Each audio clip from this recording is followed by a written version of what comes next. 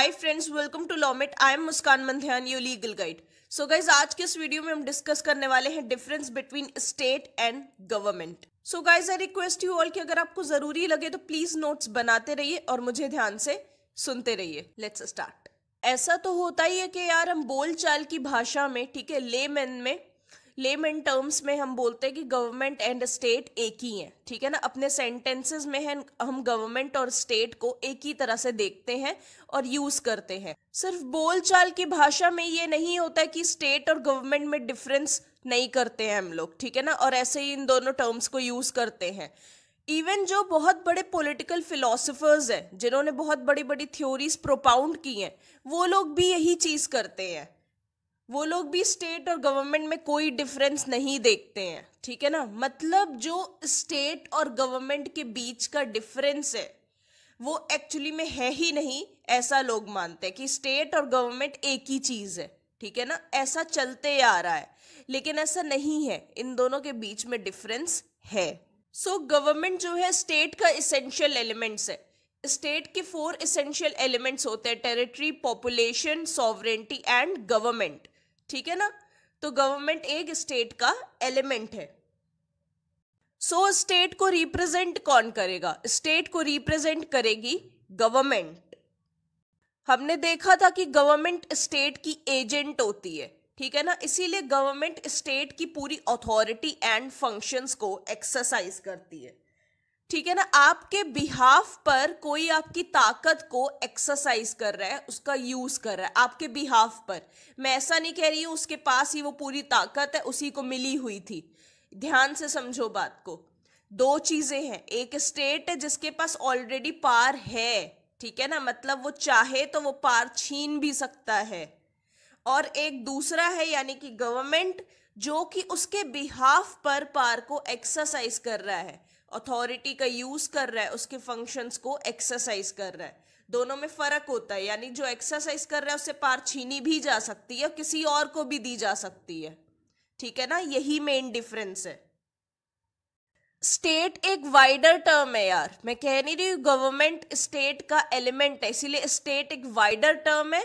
Plus state stable है। State stable है because state अपनी जगह पर ही रहेगा, ठीक है ना। इंडिया इंडिया ही रहेगा। गवर्नमेंट बदल सकती है, आज कोई और गवर्नमेंट है, कल कोई और गवर्नमेंट आ सकती है। So state is stable, state is wider and state is permanent. Government may be temporary, ठीक है ना, वो आएगी और जाएगी, या तो वो रहेगी या तो कोई और उसकी जगह आएगी। सो गाइज, अब हम डिफरेंसेस देखेंगे between state and government. So the state serves as a symbol of unity of the people. The image of the state inspires unity among the people and provides them with an identity as a nation. It arouses national pride and a spirit of sacrifice among the people. So state की वजह से ही हमारे बीच में unity बनती है। हम एक ही state में रहते हैं, हम इंडिया में रहते हैं, इसीलिए हम यूनाइटेड हैं आपस में। हम कहते हैं वी आर अ नेशन। तो ये टर्म नेशन ये कहाँ से आ रहा है? ये यूनिटी से निकल के आ रहा है। जो हमारे बीच यूनिटी है, जो हमारे स्टेट ने हमें दी है। हम सब एक ही स्टेट के हैं, हम इंडियंस हैं, ठीक है ना। आपस में हमारे बीच जो भी छोटे मोटे झगड़े होते हो, बट कोई और नेशन जब हमारे ऊपर हमला करने की कोशिश करती, वी आर यूनाइटेड, हम एक साथ हो जाते हैं, हम तैयार रहते हैं उस अटैक के लिए कि हम साथ में लड़ेंगे। तो ये क्या है? ये यूनिटी कहाँ से निकल के आ रही है? ये यूनिटी स्टेट से ही निकल के आ रही है, ठीक है ना। हम सेक्रीफाइस करते हैं अपनी लाइव्स स्टेट के लिए। This is all because of unity, ठीक है ना। So state is a symbol of unity for people. State हमें यूनिक आइडेंटिटी देता है एक नेशन होने की, ये स्टेट से ही हमें मिलती है। और हमारे अंदर नेशनल प्राइड एंड सेक्रीफाइस भी स्टेट की वजह से ही आते हैं। सो गवर्नमेंट का क्या काम है? गवर्नमेंट का सिर्फ इतना काम है कि उसे फंक्शंस परफॉर्म करने हैं स्टेट के, ठीक है ना। जो वर्किंग अरेंजमेंट है स्टेट का, जो काम काज की चीजें हैं, वो गवर्नमेंट देखती है। गवर्नमेंट कमांड्स आवर ओबीडियंस, यानी गवर्नमेंट हमसे ये चाहती है कि हम रूल्स एंड रेगुलेशंस फॉलो करें, गवर्नमेंट की बात सुने, जो उसने ऑर्डर्स दिए हैं उसे पूरा करें, ठीक है ना। तो ये government wants us to be obedience, हम ओबीडियंट रहें। State commands us to be loyal, ठीक है ना, मतलब स्टेट हमसे चाहता है कि हम लॉयल रहें यार। स्टेट कमांड्स लॉयल्टी, यानी हम सच बोले, हम ट्रू रहें, ठीक है ना, हम एक पेट्रियोटिक रहें। हमारे अंदर जो देशभक्ति की भावना है वो मरनी नहीं चाहिए। ऐसा नहीं है कि हम यहाँ पे तो लॉयल्टी दिखा रहे हैं बट दूसरे देश को सप्लाई कर रहे हैं इंफॉर्मेशन अपने देश की। ऐसा नहीं करना है, हमें लॉयल रहना है अपनी कंट्री के टूवर्ड्स, यही स्टेट चाहता है। सो गवर्नमेंट अच्छी हो सकती है, बुरी हो सकती है, एफिशिएंट हो सकती है, इनएफिशिएंट हो सकती है। इवन आप गवर्नमेंट को क्रिटिसाइज भी करते हो, उसकी तारीफ भी करते हो, बट याद रखो स्टेट की हमेशा ही तारीफ होती है। But state is a symbol of national greatness. आप स्टेट को कभी कुछ नहीं बोल सकते हो, आप गवर्नमेंट को ही बोलते हो जो बोलते हो, क्योंकि स्टेट यार अपने में ही बहुत ग्रेट है, ठीक है ना। मैंने बताया ना, इससे ही आपको यूनिटी मिल रही है, इसी से आप खुद को एसोसिएट कर रहे हो, आपके पर्सनल इमोशंस स्टेट से जुड़े हुए हैं। आई एम एन इंडियन, जब आप ये बोल रहे हो जनगण मन के वक्त, जब आपके रोंगटे खड़े हो रहे हैं, ये सब क्या है? ये आप पर्सनली स्टेट के साथ खुद को एसोसिएट करने लगे हो, इसी वजह से आप स्टेट को कभी कुछ नहीं बोलोगे, बिकॉज वो आपकी पर्सनल आइडेंटिटी है, ठीक है ना। बट यस, गवर्नमेंट को तो बोला जा सकता है, गवर्नमेंट आती है, गवर्नमेंट चली जाती है, उससे तो आप क्रिटिसाइज भी करते हो। तो state is a symbol of national greatness. एक पॉलिटिकली ऑर्गेनाइज्ड कम्युनिटी को हम स्टेट कहेंगे, यानी पूरी की पूरी पॉपुलेशन स्टेट कहलाएगी। लेकिन गवर्नमेंट क्या कहलाएगी? उस पॉपुलेशन में से सिलेक्टेड कुछ लोग वो गवर्नमेंट बनेंगे, right. Government can be called a group of people who have comprised power on behalf of state. यानी कुछ लोगों का ग्रुप है, ठीक है ना, उनके पास पावर है स्टेट के बिहाफ पर, यानी कि पॉपुलेशन में से निकले कुछ लोग, है ना, यानी वो लोग भी पॉपुलेशन का हिस्सा है जो गवर्नमेंट में मौजूद है, राइट। गवर्नमेंट के लोग भी स्टेट का हिस्सा कहलाएंगे। गवर्नमेंट का स्टेटस क्या है? वो एक सिर्फ एजेंट है स्टेट की, ठीक है ना। गवर्नमेंट का स्टेटस है it is an agent of state. Government stands for the machinery through which the will and purposes of the state are organised, articulated and enforced. So government एक तरह की मशीनरी है, ठीक है ना, जिसके थ्रू स्टेट की विल एंड ऑब्जेक्टिव को ऑर्गेनाइज किया जाता है एंड उसे इंप्लीमेंट किया जाता है या एनफोर्स किया जाता है। सो ऑब्जेक्टिव को इंप्लीमेंट करने के लिए ही गवर्नमेंट को अथॉरिटी डेलीगेट की जाती है, पावर डेलीगेट की जाती है। डेलीगेट की जाती है मतलब कोई हायर अथॉरिटी है, यानी कि स्टेट, ठीक है ना। डेलीगेशन का मतलब ही होता है कि कोई हायर अथॉरिटी है जिसके पास बहुत ज्यादा पावर है और वो अपने से नीचे वाली अथॉरिटी को थोड़ी सी पावर दे रही है कुछ चीजें परफॉर्म करने के लिए, ठीक है ना। सिंपल सा मीनिंग डेलीगेट का यही होता है। तो इसीलिए गवर्नमेंट को पावर देता है स्टेट, ठीक है ना, to perform the necessary functions on behalf of state and to exercise the authority. So power of the state is original and primary. मैंने कहा ना, स्टेट एक ओरिजिनल विल्डर है पावर का, उसके पास ताकत पहले से ही मौजूद है, वो प्राइमरी है, प्राइमरी पावर है ना। स्टेट के पास ओरिजिनल एंड प्राइमरी पावर है, गवर्नमेंट के पास डिराइव्ड एंड डेलीगेटेड पावर है। यानी गवर्नमेंट किससे पावर डिराइव कर रही है? गवर्नमेंट पावर डिराइव कर रही है स्टेट से, ठीक है ना। स्टेट ही उसे डेलीगेट कर रहा है पावर, स्टेट ही उसे पावर दे रहा है। तो स्टेट का पावर ओरिजिनल एंड प्राइमरी है, गवर्नमेंट का पावर डिराइव्ड एंड डेलीगेटेड है। तो जैसा कि हमने डिस्कस किया था कि 4 कॉन्स्टिट्यूएंट्स जो हैं स्टेट के या 4 एलिमेंट्स जो हैं स्टेट के, उसमें से गवर्नमेंट एक इंपॉर्टेंट एलिमेंट है, ठीक है ना। मतलब गवर्नमेंट जो है वो स्टेट का पार्ट है ना। स्टेट एक वाइडर टर्म है, उसका गवर्नमेंट पार्ट है ना। अब सबसे इंपॉर्टेंट पॉइंट, जो सुप्रीम कंट्रोल एंड कोअर्सिंग पावर है, यानी कि सॉवरेंटी, वो स्टेट के पास रहती है। It is an instrument of state, समझ रहे हो ना। ओरिजिनली स्टेट के पास रहती है सॉवरेंटी, ठीक है। बट इस सॉवरेंटी को एक्सरसाइज कौन करता है, एक्सप्रेस कौन करता है, वो करती है गवर्नमेंट। सॉवरेंटी गवर्नमेंट के पास नहीं है, ठीक है ना, वो इंडिया के पास है। इंडिया मतलब स्टेट के पास है। और ये तो बहुत सिंपल है, state is an abstract institution. Obviously आप स्टेट को छू नहीं सकते, देख नहीं सकते, राइट, उसे महसूस कर सकते हो। लेकिन government is a concrete institution, वो एक कॉन्क्रीट इंस्टीट्यूशन है। State is a permanent institution, जैसा कि हमने डिस्कस किया था, स्टेट कहीं नहीं जाने वाला है। गवर्नमेंट आती है और जाती है, गवर्नमेंट बदलती रहती है, so government is a temporary institution. State के हमेशा 4 ही एलिमेंट्स रहेंगे, ठीक है ना, जो कि एलिमेंट्स हैं population, territory, government and sovereignty. But government काफी तरह की हो सकती है यार, ठीक है ना, वो यूनिफॉर्म नहीं होती है। या तो वो पार्लियामेंट्री हो सकती, प्रेसिडेंशियल हो सकती, कम्युनिस्ट हो सकती है, कैसी भी तरीके की गवर्नमेंट हो सकती है। स्टेट के लेकिन 4 इंपॉर्टेंट एलिमेंट्स हमेशा रहेंगे, ठीक है ना। सो स्टेट इज यूनिफॉर्म, वो बदलेगा नहीं, वो एक ही तरह का है। स्टेट के 4 इंपॉर्टेंट एलिमेंट्स रहेंगे ही रहेंगे, ठीक है ना। बट गवर्नमेंट किसी भी तरह से हो सकती है, किसी भी टाइप की हो सकती है वो। सो स्टेट में रहने के लिए स्टेट की membership is compulsory. So state में रहने के लिए स्टेट की मेंबरशिप कंपल्सरी होती है। हमें स्टेट का मेंबर होना कंपल्सरी है, हमें उसका परमानेंट सिटीजन होना जरूरी है, तभी तो हम स्टेट में हमेशा के लिए रह पाएंगे, राइट। ये चीज बहुत जरूरी है। On the basis of birth we become the members of state. Members का यार यहाँ मतलब है सिटीजन, ठीक है ना। Citizenship of state is compulsory. जिस स्टेट में हम रह रहे हैं यार, उसकी सिटीजनशिप हमारे पास होना कंपल्सरी है, ठीक है।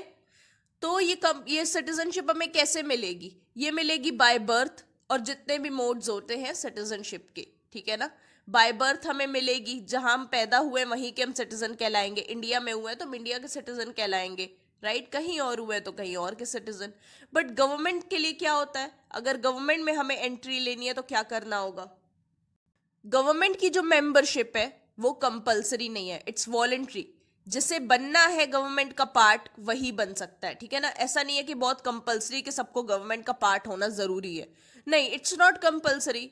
वो वॉलंटरी है, जिसे बनना होगा वो बनेगा, जिसे नहीं बनना है वो नहीं बनेगा, right. Membership of government is voluntary, membership of state is compulsory. So territory एक बहुत ज्यादा इंपॉर्टेंट अट्रीब्यूट है स्टेट का, ठीक है ना, बहुत इंपॉर्टेंट एलिमेंट है टेरिटरी।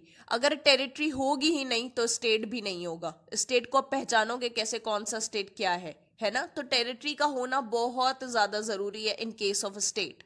गवर्नमेंट के केस में ऐसा नहीं है, टेरिटरी हो ना हो वो चीज जरूरी नहीं है गवर्नमेंट के केस में।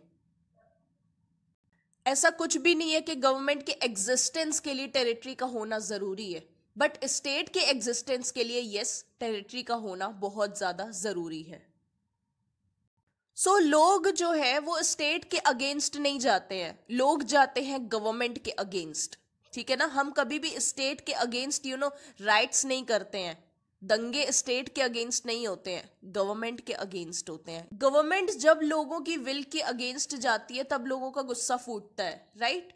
स्टेट को कोई कुछ नहीं कहता है, state is always supreme. So guys let's move ahead. So हमारी duties and obligations towards state कैसी होंगी, ये डिपेंड करता है कैरेक्टर ऑफ गवर्नमेंट के ऊपर, यानी गवर्नमेंट का चरित्र कैसा है, ठीक है ना। इसके ऊपर निर्भर करती हैं हमारी ड्यूटीज एंड ऑब्लिगेशंस जो स्टेट की तरफ से हैं, ठीक है ना।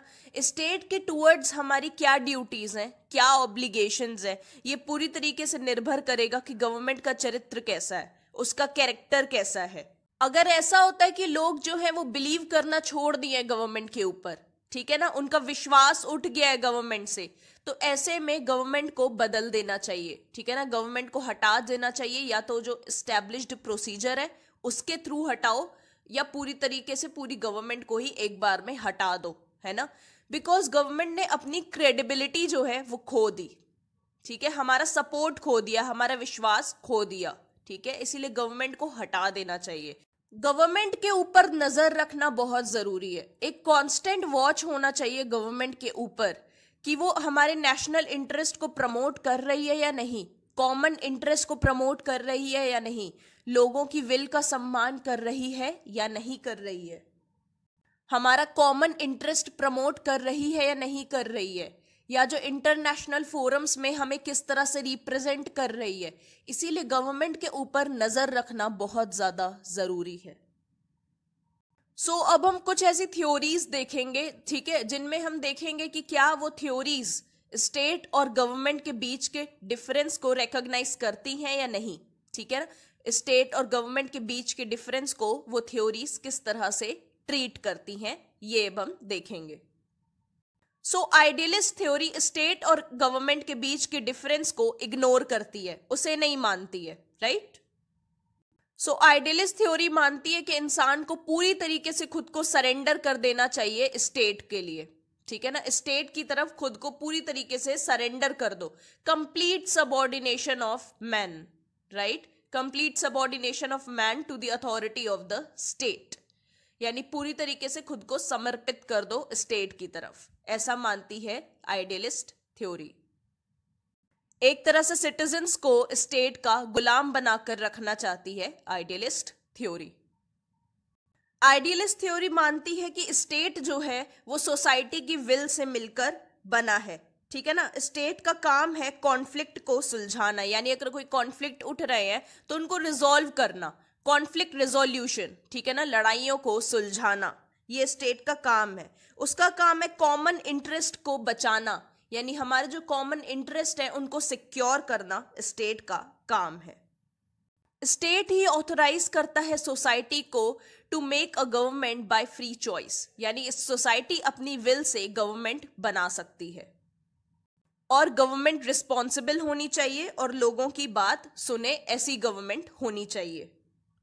जाहिर सी बात है डेमोक्रेटिक गवर्नमेंट की बात यहाँ पे की जा रही है, लिबरल डेमोक्रेटिक थ्योरी है तो डेमोक्रेटिक गवर्नमेंट की बात हो रही है। आइडियलिस्ट थ्योरी से काफी बेहतर है लिबरल डेमोक्रेटिक थ्योरी, बिकॉज ये स्टेट और गवर्नमेंट के बीच के डिफरेंस को समझ रही है, राइट, हमें बता रही है स्टेट और गवर्नमेंट के बीच में डिफरेंस मौजूद है।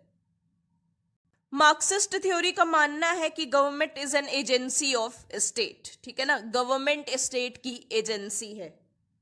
मार्क्सिस्ट थ्योरी का मानना है कि जब तक सोसाइटी डिवाइडेड है डोमिनेंट एंड डिपेंडेंट क्लासेस में, तब तक गवर्नमेंट सिर्फ डोमिनेंट क्लासेस का ही साथ देगी।